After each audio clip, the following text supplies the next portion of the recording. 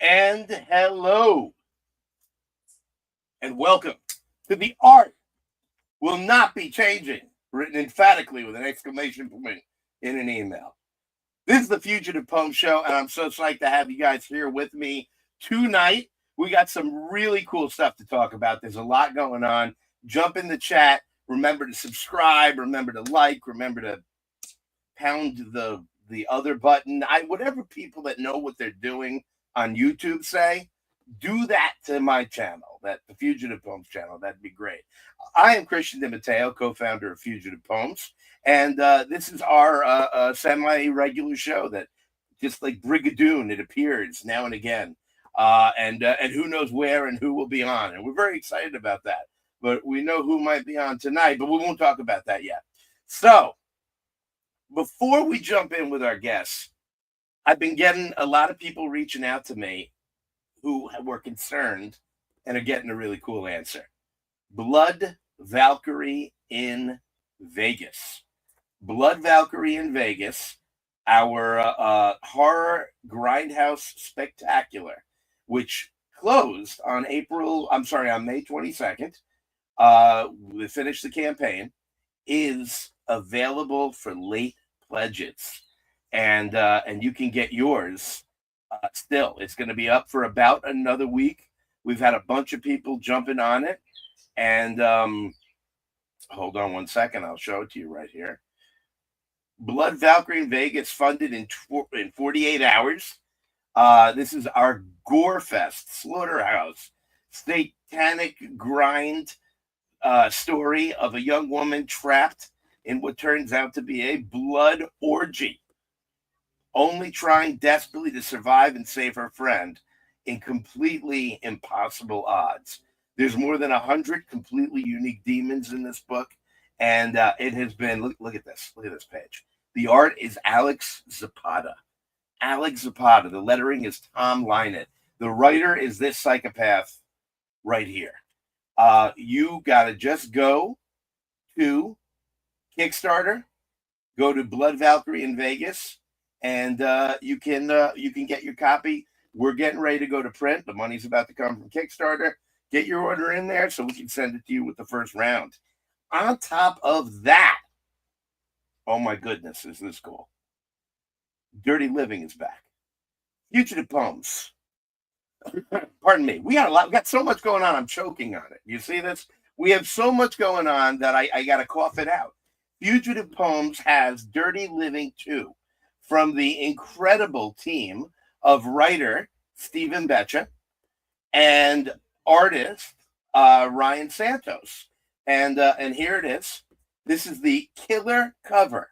Look at that. The Dirty Living issue 2. The undead are walking the earth. The mob is coming down on Detective Doug Kelly's ears. Things are going sideways, haywire, and all over the place. There's a new drug called Blood Rush, and Doug Kelly might have just gotten a taste of it. He's tripping balls, going nuts, and there is blood being shed all over Boston. It is also freaking hysterical. They did an incredible job, and we even have guest artist Jack Van Tomey on this issue. And this is the actual copy, so I'm only going to show you a couple of pages of this incredible book. Ryan Santos did just an amazing job, and Jack Van Tomey put some really cool, this is one of my favorite pages right here, one of my some really cool additions into it. This is a story that is getting wildly out of hand. There are so many things happening all at once that it is no wonder the lead character has to stay drunk all the time. Or at least that's how I justify my existence. So, Dirty Living on fugitivepoems.com right now. Okay, go to fugitivepoems.com. It is only available there. Subscription service, $2.99 an issue. Every 3 months is a new issue. Every 3 months you get a new copy of Dirty Living. And it's so damn good. It's so damn good. And remember Blood Valkyrie in Vegas.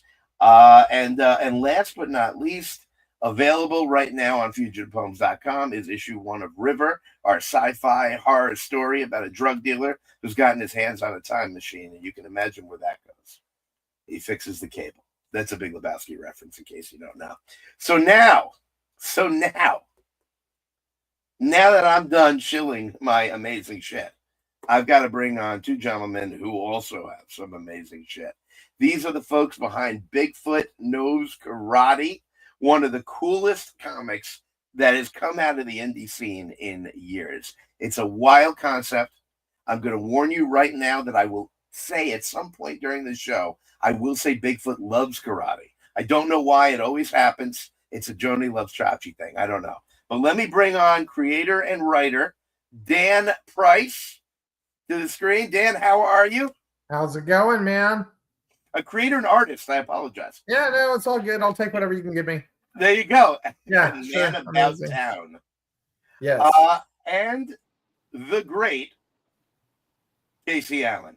Casey Allen is the writer on Bigfoot Knows Karate. I almost said loves. It almost happened. We co-wrote it, but yes. Yeah, we do co-write, but yeah, it's totally cool. You know, Casey does the heavy lifting. I swear to God, though. I mean, really, he's the mastermind manipulator and Machiavellian mischief maker and a bunch of other words that begin with M. Yeah, no, Casey, you've got to put Machiavellian mischief maker somewhere after your name all the time. Comic Jam bio. It's like I was always jealous of Lord Byron, who some woman tried to insult him and said that he was mad, bad, and dangerous to know. And I thought, how cool would it be to be labeled? I'd have that on my business card, man. Right. That would be fantastic. You guys said something right off the bat, and I want to jump right into it. You said that you co-write the issues. So let's take a half step back. Tell me where Bigfoot Knows Karate came from, and then I want to know what your process is because this really is a team effort, and it comes out like it came out of one soul, and that's really cool. So where the hell did Bigfoot Knows Karate come from? You want me to start? Start. So basically, I met Dan through the Comic Jam, and I saw him posting pictures of this Bigfoot doing, pose like karate poses and stuff like that, and I kept seeing it pop up on the feed, and I said, Dan, you got to do something with that. That's too cool of a concept. You need to come up with something before somebody steals it because it's too cool. And a few days later, I was just like, yeah, like you need to do something with it. What can I do to help you? I'll if you do a comic, I'll be happy to edit, whatever. Just it needs to be done. It looks amazing, and I started planning on editing, and then a few days later, after throwing out some suggestions for the story and stuff, he was just like, why don't you co-write? And it's from there on, I was, oh wow, cool, yes, let's do this, absolutely, and it's been a blast, man. It really has. So Dan, you weren't thinking of making a series of it off of it. This was just off something you were playing around with? So originally it was supposed to be in 2014, it was supposed to be this comedy that lived inside the Latex Avenger universe, which was my original stories that I was doing, Latex Avenger and Masters of the Obvious. And I won't bore you with all that stuff, but it was supposed to be a comedy, and it was terrible. It wasn't funny. I mean, look, I've written a lot of comedies. You should, as a writer, you need to know when something's working, and you also need to know when something's not working. This was shit. So, I mean, he might as well have been there just to fix the cable, and so anyway, it was ridiculous. So I shelved the concept, and around 2017, 2018, I started drawing the character again, and he had this gaunt gaunt look and this warrior look to him. And it was and I started thinking about the character and doodling the character and being like, if you're secluded and nobody knows you exist, what does that do to you? By the way, you're 10 foot tall and martial arts. And I kept thinking about it. And Casey the whole time is needling me, saying, you need to be doing something with this. But I just knew it couldn't be the trite, cliche martial arts story that we've seen, the revenge plot and all that. I knew it couldn't be that. And so it took me a long time to even like get some semblance of something together. And I dropped this Bible of stuff on Casey's lap. And then we started hashing this out, and he really made sense of all my weird ramblings. And because I'm used to writing one shot comedy, dick and fart jokes, that's what I do. And I just knew this had to be something much bigger, and it had to be, and so Casey really brought a lot to the table in terms of like introducing concepts that, that I hadn't even come up with yet. Like, I'd played around with the idea of the phasing in and out, but like, the character, but like he really brought in this astral projection of, okay, well, where did they go? That kind of thing and stuff like that. And the Cthulhu character, that the name, Kung Fu Thulu, that's this guy right here. That's, so it has been really cool working with each other. Cause it started like for me, like while he was hashing out what the story was going to be, I was like doing this proof of concept art, kind of showing him this is what I was thinking. And it just kind of all came together from there. It really was kind of a happy marriage, so to speak.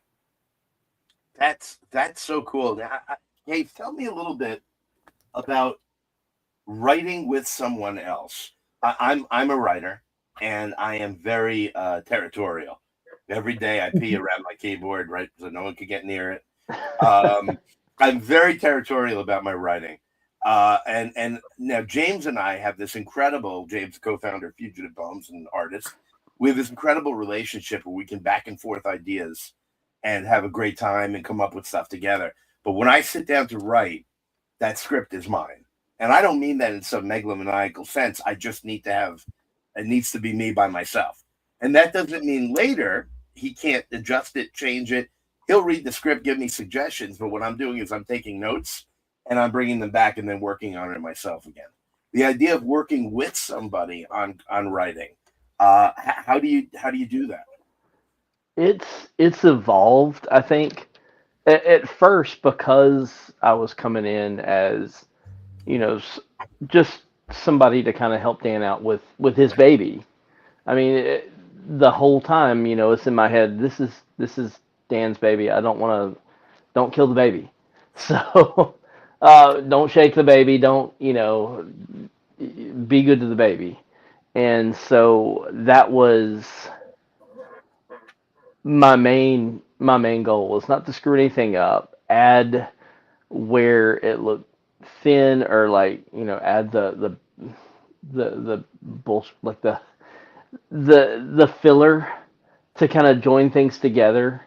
And where I can insert like a cool concept or a cool idea, yeah, but also having the flexibility to go like, if Dan said this isn't the type of story we're trying to tell here, then go, okay. And because my idea of this is Dan's baby, don't screw up the baby, it was a lot easier for me to just kind of go with the flow on it and not be butthurt if he goes like, this is, because Dan's not like an asshole about it. Sorry.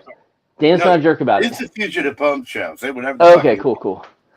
Dan's Have you seen my writing?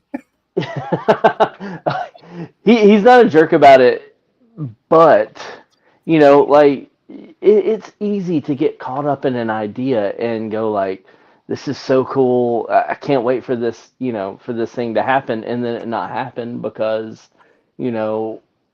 it interferes with something later on. And right. I've gotten to where now, if it feels necessary, I feel like I can dig my heels in a little bit. And Dan's receptive to me going, I think we should do this because, you got to come with a good argument. But at the end of the day, like, there have been plenty of times where Dan's like, that might not be a good idea. And by the time we're done with, kicking the ball around. I'm like, oh yeah, that was a terrible idea. Why did I waste 45 minutes of our lives going over this? Early on with Kung Fu Thulu, I wanted him to kind of like, he's a fish out of water, right? He's a big giant fish man that does kung fu. Well, he's out of the water, so he's gonna have a hard time breathing, and then so I injected that into his dialogue, and that sucked. That would have been exhausting. That would have been the dumbest shit ever. And when you read it, he was talking, he go, "Herk," in the script.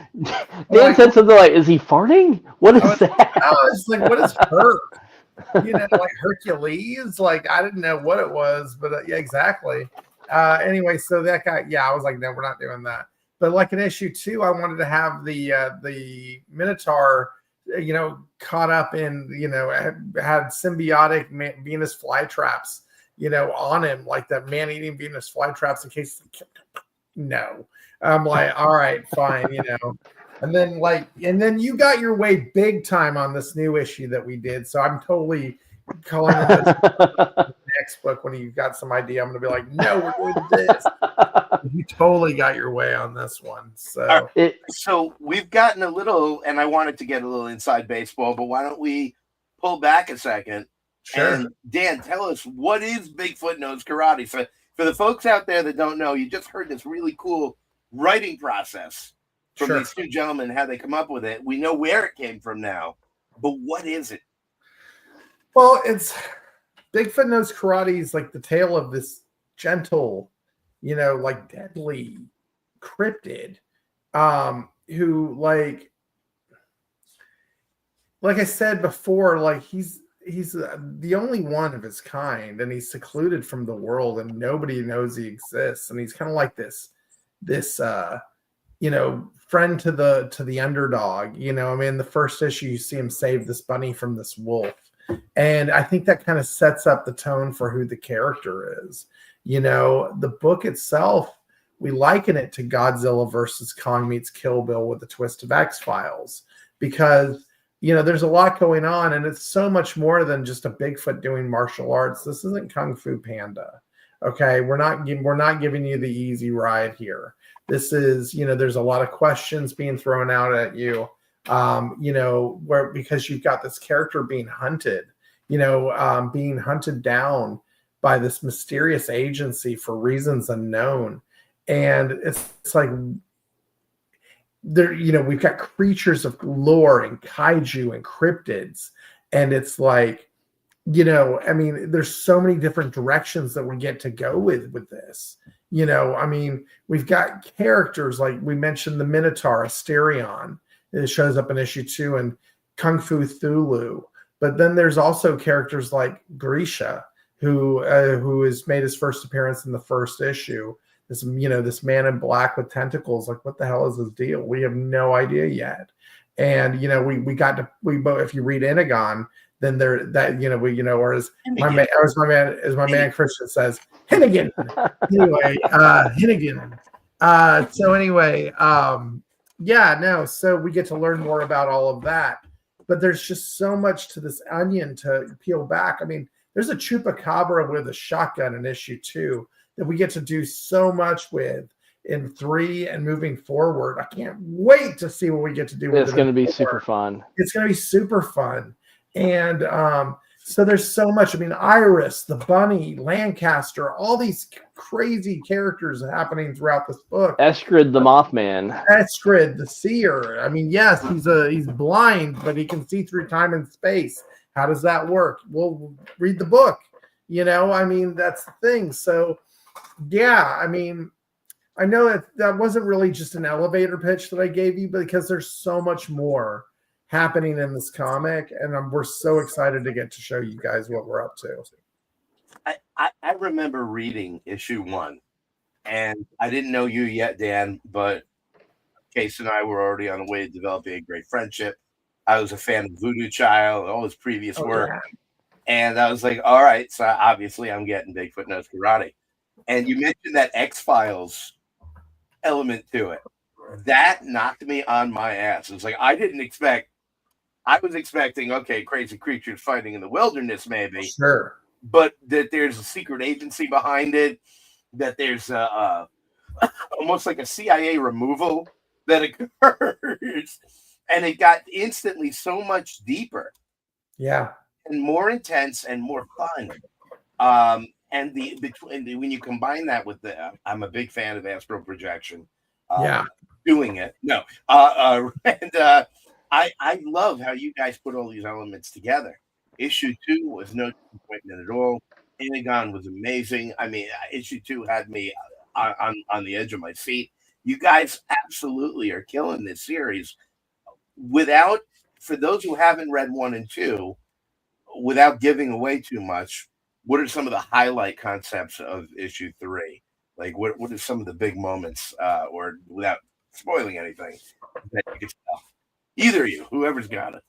Okay, so one thing about Bigfoot Knows Karate. First, you mentioned a little bit about how issue 1 kind of subverted your expectation. That was all by design. We want you to read the title and go, "Oh, Bigfoot Knows Karate." Obviously, it's about a Bigfoot that knows karate. Sounds rad. Sounds cool. I'll check it out. But by the end of it, you're like, "Oh shit, there's a story here. I want to know what the hell the story is about." So that was all by design. We wanted to subvert expectation. We wanted you to go, because without that, it's just a one-trick pony, right? It's a Bigfoot, and he fights other cryptids, maybe, or whatever. You got to have somebody that is worthy of a mythological like creature fighting. So you gotta upscale things. You gotta escalate things. But we wanted the reader to just kind of let us take them on a ride. With issue 3, there is from back to front. It is, it's a slobber knocker. There's a whole lot of fight, a whole lot of the thing that I've really enjoyed though is being able to progress the story through the fighting, because you like on the outset you just see it as people throwing punches and all kinds but there's things that are developing in these scenes, and he's learning things as the reader is learning things, which is kind of a fun device. Bigfoot, for all intents and purposes, is a kind of an amnesiac, that we know of so far. So, and I'm not really giving anything away, but there's a whole lot that we don't yet know about him that's going to be explored in the book, and we get into it a little bit in issue 3. And not only that, we get into a little bit behind the shadowy organization that is, kind of dominating and kicking his ass throughout the series. So that's what we're getting into. We wanted to answer a lot of questions in 3, but also set up things for, it's 5 issues total. So we have to get the ball going. We have to get you into where we're going to end. I didn't realize it was a 5-issue arc. Yeah. Yeah, Okay. Yeah. And that's not including Hinagon. Right. Okay. Yeah. Well, I'm just saying, I mean, Yeah. that's, I heard the way you said it. It was definitely an H in there. Yeah, I did that for you. Hinagon. It's not Hinnigan. I like Hinnigan. Hinnigan's That's the Irish Bigfoot is what I know, right? Yeah. H-I-AA, and whatever. There was a Bigfoot named Michael Hinnigan. Yeah. Let's take a look at some of the art. Sure. Absolutely. By the way, Sean Butler, what's up, man? I just want to say hi to this guy. He's absolutely awesome. So this is Dan. This is you. Yeah. And this is from this new issue 3, correct? Rob. Right. Okay. Yes, sir. And this knocked me on my butt. Thanks, man. Absolutely love this panel. Oh, There yeah. is so much action and energy occurring in this completely still image. Oh, I love is it Dan's not colors. changing? It's not changing. Oh, just go down to the little bottom. There's a little the little slideshow icon at the very bottom of your screen. It changed for me, but not on our screen. I don't know why. Oh, okay. Oh, Yeah, gotcha. I see what you're saying. We see your actual PowerPoint file. Right. Yeah, that's I thought I had it enlarged. Yeah, I know.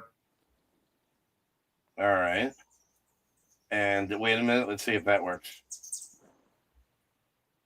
All right. Well, there you go. There it is. That's better. That's fine anyway. All right. So how did you go about getting so much energy into this still image? There's a vibrancy here that's incredible. Crafty color work. I don't know, I feel like I struggle with, my artwork being a little too stiff. And so I really rely on loose lines and, vibrant, colors in the background to help that get that movement going. But drawing the hellhounds, I'm not a big fan of drawing animals. I gotta be honest with you. And in this book, I'm drawing animals all the time, it seems like. What a choice. I know. I'm a Bigfoot bug. I don't like drawing animals. I don't like drawing animals, and I'm drawing wolves and hellhounds and bunny rabbits and and all sorts of creatures. So and not to mention like chupacabras running around and all that. So doing the hellhound was fun in the first place though, because it's a play on the Robert Johnson song Hellhound on My Trail. Yeah. And so it was, because like last issue was born under a bad sign after the Albert King track, and so I don't know. So being able to fuse that little bit of music into the story with this one with the Hellhounds was kind of cool, honestly. So you're literally singing my song here. Are you an old school blues fan? Because I am. Hardcore. Oh, same here. Yeah. I have an issue. Born Under a Bad Sign was originally sang by Homer Simpson on Simpsons Sing the Blues, Okay, the seminal '90s blues album featuring the cast of The Simpsons. I had that. I just wanted to get that set straight and on the record. I have caught, and then you go back to Casey's Voodoo Child. I am more than happy to catch all these song references in here. Sure. I have 3 favorite kinds of music. And people look at me funny, but they're all the same kind of music. Blues, metal, and opera. And they're all opera. They're extreme emotion done hard. Understood. And I love those 3 things. And because it's just, I'm not keeping it to myself. I am putting it all out there. And that emotive nature, and then you combine it with those different musical styles. Sure. Oh my Lord. That's my thing. So I love these references throughout here. I totally caught the Hellhound. I love that you just talked about Albert King. I was listening to him a couple hours ago, actually. Love the blues. Oh, yeah. Do you listen to music when you draw, Dan? Absolutely. I listen to music as much as I possibly can at all times. I listen to music in the shower. I was rocking out to Greta Van Fleet in the shower this morning. So, it's like, I love, music helps kind of set the mood into motion. You know what I mean? Like when I'm drawing and, and it could be anything. It could be like movie scores or it can be blues or funk. I'm like, if I'm in a good mood, man, like I'll put some funk on and just go. If I'm in a little twisty mood, then I go for punk rock, and things like that. And I'm not really a metal guy. I like some harder rock stuff like that, but nothing like, nothing like that.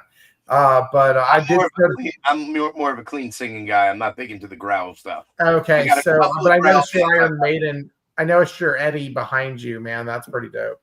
So, signed by Derek Riggs. Oh, really? Yeah, we met him. James and I went to meet him at Dark Side Records in Poughkeepsie, New York. and it was awesome. And he signed our stuff. It was really terrific. That's awesome. Yeah, no. Anthrax is probably my favorite metal band. I love that energy. I love that. I love the energy of people spilling out their emotions. Casey, Real quick, I'm a big hip hop fan too, and I love Public Enemy. So, what do you think of the Public Enemy Anthrax? Bring the Noise. Are you a fan of that? Absolutely classic. I love hip hop too. I love every kind of music. Sure, but I love hip hop too. I've actually I'm been stuck on. I got 5 on it lately by the Loonies. It's awesome. Casey's gonna go see Wu-Tang soon. I know. Yes. I'm so jealous. Yeah, me too. Next Wednesday, I'm stoked. And they're opening with Run the Jewels, who I saw open for Rage Against the Machine. I'm super stoked. If you're in the Austin area, though, on June 8th, there is a hip hop show with TMK South and Lil White going to be on over there from Lil White from 3-6 Mafia. I'm going to that show on Sunday night. So if anybody is in the Austin area, go check that out. So TMK South is a friend of mine, and he's absolutely awesome. So I can't wait to go check the show for sure. It's going to be lit. Also, do yourself a favor and listen to some old 3-6. It's way too underrated, I think. I don't think people give them the props that they deserve. Indie Comics, beer, vaping, ingredients for Bigfoot Knows Karate. That's Claudio, our friend. I've been totally ignoring the chat. Yeah, you gotta. There's been some good stuff in the chat, man. Christian isn't a drama queen at all. Mark says he has to listen to music when he reads or writes.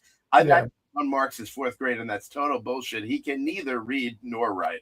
Nice. But he's our senior editor, so go figure. Claudio's talking about the black, greens, and reds in the page. And let's see. I'm a weirdo. I listen to goth rock when drawing comics. Oh, little bloody kiss. Nothing wrong with that. Absolutely. And Rob Toll is in the audience. What's up, Rob Toll? Go to her first concert the same week as Woo is in New York City. Very cool. So we got a bunch of people in the audience. Thank you for joining. Rob, Sean, Mark, Claudio. Thank you, guys. And please keep chiming in. I'll try not to forget the chat. Case. Real quick, and Sean Butler has a podcast, Hydra Asylum, with Jay. Y'all need to go check that out. It's a great show. All right, I'm sorry. You know what, Sean? Let me know if you ever got a blank space in your schedule. I got plenty to hump. Case, tell me about you writing in music. Can you write with music on? And if so, what do you listen to? For the first 2 issues of Bigfoot Knows Karate, it was almost exclusively the band Ohm, which is a side project of Sleep. It's like, just kind of stoner metal, doom metal kind of.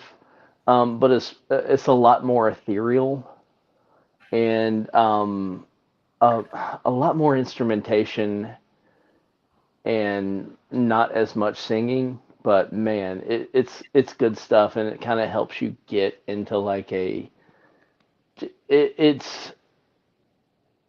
you can play it at a low level and just kind of experience it as you are, working through whatever you're writing. So, and then this latest issue, I'm trying to think, I listened to a lot of Together Pangea, like indie rock, stuff like that. So, you talk about stoner metal. I'm a huge Baroness fan. Oh yeah, they're rad. They're really good. And that last album, Stone, was an amazing shift as they went away from the color themed albums. Really, really great stuff. You mentioned Sleep, and I immediately think of Chino Moreno from the Deftones side project. Oh, Team Sleep, yeah, they're good too, man. They're amazing. They put on a good show. Yeah, it's I was a big fan of that. Tell me about this image on the screen right now. Is that Mothman? Yeah, that is Eskrid. Yeah, this was fun. Like I like doing different things with color. I'm a big fan of doing, playing with color, and again, using the color to evoke emotion. And this is him just getting sliced. And, rather than just color him like I normally would with, the browns and all that stuff like that, I just left him black and, just let the line work show with the oranges. I thought that'd be just a lot of fun. Try something different. It is gorgeous. Absolutely gorgeous. And this would also be an amazing t-shirt. No, Oh yeah, I could see that. Yeah. What's going on here? This is also from issue 3, right? Yeah, from Yes. issue 3. I'm not gonna say what's going on in here because Yeah, we got to be vague on that one. I'm gonna be vague on that. Hold on 1 second. Do you need to go potty? Do you need to go outside? Yeah. Thanks for asking, though. Yeah, no, hold on. You need to go outside. Hold on 1 second, y'all. Sure. I'll let the case take over. Yeah. That is. We can't really get too much into that, but it is something that is going to play into his greater story. So it's going to be a lot of fun. Okay. Beautiful. And then I love this. Oh yeah. That's the meditation pose. Yeah. And I like it because it's just kind of him going into the place that he needs to be, mentally. Yeah. And a lot of symbology in that picture that later on you'll realize. And if you read Hinagon, you might get a little out of that as well. Also, tell me, I'm sorry to interrupt you. Tell me a little bit about how Hinagon connect with the universe. Okay, so short answer is that we wanted to be able, with this character, there's one Bigfoot in the world, right? It's only one Bigfoot. It's our Bigfoot. It's Benny. Anybody else that says they saw a Bigfoot, they're full of shit. Benny is the Bigfoot. And right now, he is off, trying to run from the shadowy organization. But the good thing about having a timeless character like that, somebody who has existed through time, is that you can drop him anywhere on the globe throughout the ages. There's a story with him in it somewhere, because the myth of the Bigfoot is almost like part of the monomyth. Every culture has one, right? Yes. Well, so as we kind of, as I'm going to posture that, and then I will go further and say that there are stories through time that we can tell that are going to enrich your understanding of this character and kind of inform the story later on. With the 5 issues of this arc that we're doing, we wanted you to be able to read it and get everything you need out of it right there. But with with Hinagon, it was like, this is going to be a fun thing to try. It's not in the main arc, so we're going to do a different artist. We're going to have fun with that. And then maybe we can throw in some stuff that, if you're paying attention, will play later on in the greater story. So right off the bat, I can tell you there is a character who gets his origin in Hinagon. There's some other objects that are eventually going to play a larger part in the story. And the relationships that we are kind of exploring in Hinagon are, you're going to see how they play out further on in the book. So we got to do a lot of fun stuff in just a short little space. And if you don't read it, that's fine. You'll still get it in the major story. But if you want to read a fun, this Bigfoot fights a dragon, that's badass. I don't give a fuck who you are. That's cool as shit. So water exactly. So. Yeah. So you're gonna get that story, which is also now, if I may, if you just want to read like the digital version, It's on. No. Buy it. Buy it. Oh, And okay. it's First, available on the Kickstarter, right? It yeah, is. you can get it on the Kickstarter, and I will tell you this: You Dan can say whatever. is I'm being capitalist. super. No. If you like that tactile feel, I'll never tell people not to buy digital. However, with Dan is a special case because Dan is very picky about what he puts out into the universe. His background is in publishing. He knows how to make a pretty book. He knows what feels good in the hands. Um, and Pretty comic.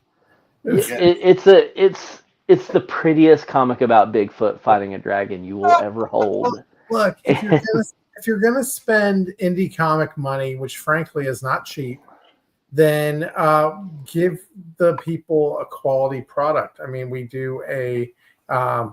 I agree. Daniel G Dub. G Dub, that's my guy. oh yeah, I agree with Dan. Yeah. So no, our covers are a thick cover stock, 100-pound gloss cover, 80-pound gloss paper on the interiors. Oh, okay. Yeah, no, definitely. You can listen if you go to Global Comics or Drive Through Comics, you can pick up the books right now, or you can go to our Kickstarter and you can get a really good deal on them over there as well. So up to you. But Global Comics, Drive Through Comics, or the Kickstarter, you can get digitals. But yeah, no, we want so and the page count. I mean, for issue 1 was 30 pages. Issue 2 was 36 pages. Issue 3 is 38 pages. We're making sure you're getting a good chunk of story out of this too. It's not like, we're charging $10 for a 18-page comic. That's not going to be Yeah, here. We really want to give you a quality product. And then we also do the deluxe editions as well, which are cool because it's like the regular story plus, it's like special features on DVDs. You know what I mean, Christian? Yeah. Because not only do you get the comic, but you also get you remember director's commentaries on DVDs? Oh my gosh, I listen to them constantly. Okay, I put so on in the morning when I was getting ready for work rather than listening to the radio. nice. Yeah, so we do the director's commentary video link. You click the QR code in the back, and it takes you to a director's commentary to go with the comic. And then we've received over 250 plus pieces of fan art. So, so with that, we always put a fan art gallery in the back of our deluxe editions. This time around, a lot of the artwork's being done by the Odd Contenders, which is a drawing group on Instagram.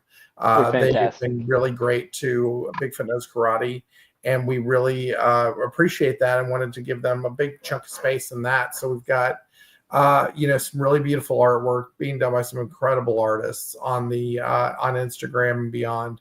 So thank you to all of them who've helped contribute to the comics. So yeah, I was honored to get to pop on ever so briefly, my fault, but on your Kickstarter launch, and while I was there, I got to see you talking to the Odd Contenders, and what a cool group of folk. Beautiful work that they're doing. It was really exciting to see. Folks, on the screen right now. Real quick. Go ahead. Real quick, sorry. And Rob Toll's in the room. Rob Toll did an amazing piece of Bigfoot Knows Karate artwork that was absolutely gorgeous. Jaw-dropping. So if you're still in the room, big shout out to you, man. Love that piece. It was, just gorgeous. So go ahead. I'm sorry. Go ahead. I've been spamming Rob Toll with my own projects, trying to get to, because I want to work with him. I've done a number of one-pagers with him, and he did the last story in volume 4 of Containment Breach, our anthology series. Had to put it in as the last story because it's absolute mic drop, written by David Katz and lettered by Tom Lynett. Rob Toll took the concept and made it flesh and blood. He is an unbelievable artist. Absolutely. And speaking of being spammed. Yeah, you are. You're Oh, my daughter is saying hello. Hey, Holly, I love you.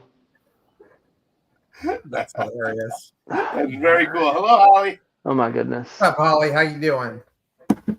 So right up on the screen right now, what we have is Bigfoot Knows Karate. And what do we say? Follow the adventure of a Bigfoot warrior caught in a web of monsters, machinations. One of my favorite words, by the way. And dark secrets. We did it for you. Godzilla vs. Kong meets Kill Bill. I mean, that sets a description that you absolutely can't pass. You guys have 111 backers so far, with 7 days to go. You are almost double. You're 51. My math is terrible, but I think I can correctly say that you're $51 short of doubling your goal. Yeah, that's yeah. I'm stoked.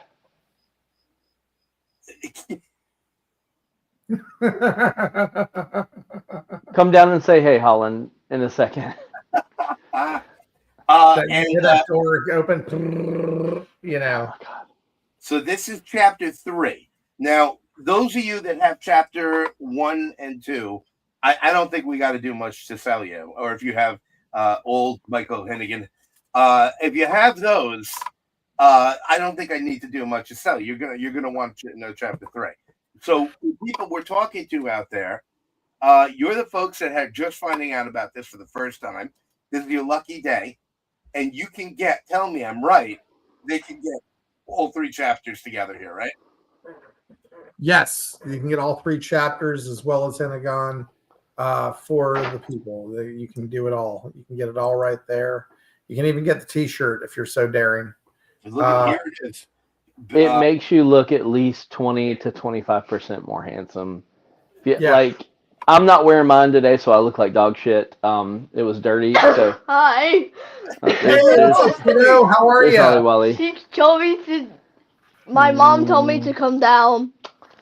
How are you, kid? They said, "How are you?" Good. How are you? I'm good. I've never Good. actually spoken to you, but I'm aware of you. You need to go brush your teeth. Okay. No. Okay. All right. I said no. Okay, we go. All right. No. Stop. Love you. Okay. Go. Be good, baby. She's I'll talk to you in a little while. Accordion. Huh? Accordion. There's the accordion. You cannot play the accordion right now. That kid's funny, man. I've talked to that Oh kid my gosh. on many of occasions. She's funny as hell. We went to the beach recently. I think they bullied a guy into not wearing a Speedo. Just by her and her older sister's reaction alone. Holland made a face and said ooh, and then her older sister said, "The front looks flat." Oh, Oh yeah. I don't know if she meant to say it loud or yeah, it was. I think the poor guy is wrecked though. So next time we saw him, he was wearing board shorts. yeah, with a coconut stuck in the front. Yeah, right. It's like all the tube socks. Yeah. Bikini. So tell me about your most exciting tiers here. Well, here I am. I don't know anything about Bigfoot Knows Karate. Thanks to this amazing show, the art will not be changing. I found out about it. I have money burning just a satanically deep hole in my pocket. I want to spend it. What are the tiers I should be looking at? Scroll down. We scroll down like down the big, not just down the right, but down the story, because there's big. Okay, keep going. We have a variety of amazing covers. Yeah, so we have that one right there. Yeah, there's some gorgeous ones. That's the limited edition Ghost House cover right there. We're only going to do 200 max of those. I mean, we're not going to sell out. It's cool. But I'm only going to print 200 of those to take with us to conventions and stuff like that. So this is a holofoil cover by Louise Thomas. Absolutely gorgeous. But if you keep going down past the previous Leons, like way down. Yeah. I just don't want to go too fast. Oh, okay, gotcha. But yeah, no, so these are some of the pages here. The previously on. These are pages from issue 1. So you can get a little idea of the vibe. Excuse me, of the vibe. Issue 2. Look at that panel. Ah, beautiful. Oh, yeah. 2 beautiful panels. His colors are like it. I don't think we could ever have another colorist on the book because his colors just blow my mind every time. Oh, we could. Trust me. You're like, I would love to. No. I mean, I'll color my own stuff just because I'm that guy. You know, I like to color my own stuff. But yeah, no, we could totally have another colorist. All right, so now if you keep on going on the story side, yeah, there's some big graphics of the okay, there you go. So yeah, you got digital editions, digital catch-ups. That's a good deal, man. 4 books, $15 on the digital catch-up. You get all 4 issues. Then you got the regular edition, then the deluxe virgin variant after that. 20 that's only $15. It says 20, that's wrong. Sorry about that, guys, but it's right there on the right side. And then this is cool, the Homebrewed Zero Catch-Up. This is an important one. Okay, the Homebrewed Zero Catch-Up is so you remember Image Comics when they started in back in the day, they did that thing where you cut the coupons out and you got an Image Comics Zero. Yes. Okay, so we're doing the same thing. I've got these handy dandy coupons here. Okay. And in each of the each of the Homebrewed Comics books that you pick up, this one was for Crit. The pink one here was for Crit. Okay, you can if you got this coupon, it has the 3-digit code on it. Then you back Bigfoot Knows Karate, and you're going to get another coupon with a 3-digit code on it. Okay, and then next month this month at the end of the month, the 21st, you can back Celestial Knight versus Caspian Porter #3, another 3-digit code. When you get all your books, you can go into Homebrewed Comics Zero or homebrewedcomics.com, put in the 9 digits you get on the code from the coupons, and you can get yourself a copy of something called Homebrewed Comics Zero. It's going to be a 36 page book of all original content featuring Crit, Caspian Porter, Celestial Knight, a story by Mo Lubason, a friend of ours, as well as Bigfoot Knows Karate. So all new original content in a holofoil cover by Luis Thomas. It's going to be insane. You can only get it through backing these books and getting it through our website. That's a really cool thing. Crit has finished up its campaign, so you can buy Crit right now on our campaign as well as chapter 2 or chapter 3. The holofoil is going to come with its own. If you go up, the holofoil is $35, but it comes with a regular edition book as well as the holofoil, so you can read your regular edition and put away your holofoil. So just a little add-on there. The Homebrewed Comics starter pack, you can get all the issue 1s from Homebrewed Comics if you want to check that out. Pretty cool. And then all the Bigfoot Knows Karate physical copies, you can get all of those right there. And then underneath that, this one's cool. All the Bigfoot Knows Karate covers for chapter 3. That's awesome. And then finally, the biggin. This is the championship pack. Okay, you can get yourself a Bigfoot Knows Karate theme club world championship title, as well as all 4 copies of 4 covers from the book. And I will sign all of that stuff for you and mail it to your home. So something to look forward to for sure. I have held that belt. Yes. It's heavy, dude. It's heavy. Real. It is solid. This is no chintzy tchotchke. That's right. I said chintzy tchotchke. I like that. This is a for real piece of like Bigfoot history. It's badass and it's awesome. You can stop a burglar with it. It's heavy. We gonna get it? Uh-oh. No, nothing. This is it, guys. Oh, yeah, I know. The title, the belt. It is real. It is. Listen to that. It's no joke. So anyway, get yourself a Bigfoot Knows Karate Fiends Club World Championship exclusively on our Kickstarter. So there you go. We already sold one. So, all right. Listen, yeah. I am a major fan of this series. If I didn't know Casey and I didn't know Dan and someone handed me this book, I would be a fan of this series. It is an awesome idea. It is a ton of fun. When we figured out that you guys could get on the show here, I was thrilled. I'm honored to have you. Folks, man. Who want to get on to Kickstarter, look up Bigfoot Knows Karate. And I'm telling you, if you've never read this before, just don't dip your toes in. You don't need to. You're getting my guarantee here. $40. Get the whole pack, the entire adventure, all 4 issues. It is, I mean, what do you get? 2 comics in a comic shop if you spend $40 now, right? You're going to get all this beautiful stuff and an incredible story. Dan and Casey have cooked up something. You know, I feel like, you know what? We're not beating a dead horse, but we're a broken record. But we have to, because no one outside of the industry, the independent world, is saying this. The best comics are happening in indie comics, because we're not boxed in. We're not forced to follow a formula.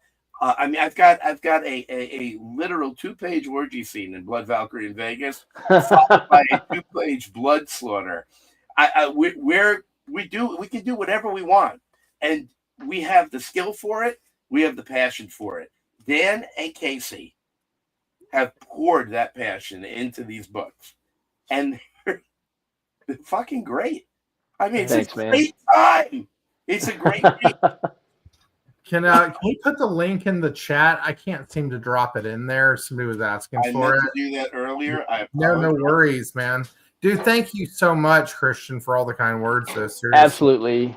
Yeah, man. It's like I love this. I love that. And again, I'm lucky, because I think you guys are the best. I love you guys. Yeah, I love you too, dude. Seriously. How shitty would it be if I loved you guys and your book sucked, right? That would be. I'm so lucky that I don't have to bullshit. That I can. No, they produce something absolutely, genuinely awesome. No, they're wonderful guys, but I wouldn't pick up the book. No, it's phenomenal. I thank you guys. Dan, thank you for being here. Casey, thank you for being here. Let me ask thank you so much. Any final thoughts? Put totally on the spot. Anything that either you want to say at the end here? Check me out on Instagram, DanoMite139. You can also go check out homebrewedcomics.com to find out about all the different campaigns we got over there. Our Celestial Knight versus Caspian Porter starts on June 21st. So check that book out. We got 7 days on this campaign. Christian's going to put the link in the chat. So thank you for that. Oh, you're the man. I don't see it. Sorry.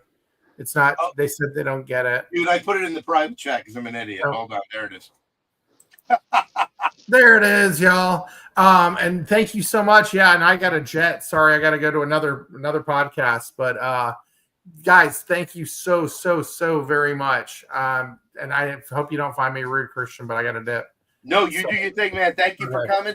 Dan, thank you for coming. Yeah. Thank you so much. Y'all finish up, but I'm out. All right. Thanks, everybody. Right. Y'all rock. Thank you, Dan. Kate, I'm going to put you in the back room for a sec. Unless, do you have anything final you want to say? I just want to say thank you guys very much for giving us the space to talk about our book, but also thank you to the folks who have been there on our campaigns and have helped us out. It means so much to be able to make something and then see it come to life. All of this is a testament to the fact that you don't have to wait on permission from anybody to do any creative endeavor. Fucking do it. The whole point of art, of creativity, is to try something new. So do it. And, who knows? You might be able to make a comic, or you might be able to make a song or something. But it's all about expressing yourself and having a good time doing it. That's why I started doing this. And now I'm making comics with my best friend. Like Dan's my brother. I talk to him every day, and I've never been. We were talking about having the co-writing thing earlier. I'm hurrying. I'm sorry. No. It's a trust thing. The whole thing is trust. Yeah. You can't do that with somebody who you don't know how you feel about. And I think Dan is a reciprocal trust. Like, he understands that I don't want to make a shitty book. I know he doesn't want to make a shitty book. So any discussion is on the table. We can talk about it. We can hash it out and get it done. So yeah. And in case I am consistently wowed by your story concepts and your writing. There is I've had the honor of reading a script for another series that you've got in the works, and there is amidst even the silliest gag, there is a truth and humanity to your characters that always comes through and bolsters the story, despite whatever fun is happening, and they are always fun. So I'm really excited to keep reading your work. I am thrilled to get to talk to you tonight. Man, anytime getting to hang out with you is a good time. So. Oh man, we don't get to talk enough, and this is terrific. And when I get a text from you, I'm always thrilled. I'm like, it's Casey. So I'm gonna pop you in the back room for a second, hang out, and I'm gonna wind things up here. That'll work. All right, I'll see you in a minute, ladies and Thanks, gentlemen. guys. Casey Allen, Bigfoot Knows Karate on Kickstarter now. Casey, thank you. Thank you, guys. All right, folks. Thank you for tuning in for another episode of The Art Will Not Be Changing. That was a ton of fun. Those are two tremendous guys. Please remember, right now on Kickstarter, you can still get Blood Valkyrie in Vegas. It is up for late pledges and will be for about another week, I believe. We are getting ready to go to print. We're about to get the money from Kickstarter, and we're gonna hit that printer right in the face. No, that's not the right way to say that. And so if you want to be in that first round of mailing, get on. Go to Kickstarter and go to Blood Valkyrie in Vegas. Also, Dirty Living 2 from Stephen Betcha and Ryan Santos. Guys, this is a gritty issue. It is nonstop action and weird in all the best ways that the word weird can be used. Definitely check it out. It is only available on fugitivepoems.com. Only available as part of it's the first offering of what will be many from our Fugitive Poems subscription service. Sign in, $2.99 a month, every 3 months, brand new comic just for $2.99, available immediately to you. Issues 1 and issue 2 are there, $2.99 right now. You get them. So hop on, get those, and thank you for tuning in. I'm Christian DeMatteo, co-founder of Fugitive Poems. This has been The Art Will Not Be Changing, the Fugitive Poems Show. We are Fugitive Poems, and we make comics.